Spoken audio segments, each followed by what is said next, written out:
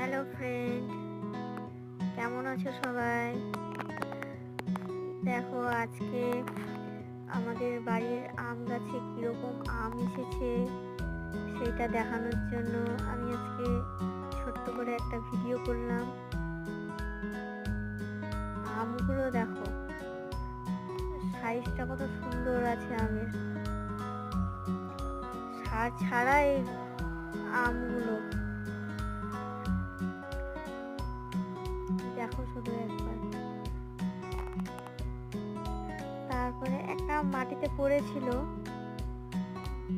আমি হাতে তুলে দেখলাম আমটা ভালোই আছে, একটু দাগ ছিল কিন্তু ভালো ছিল আমটা।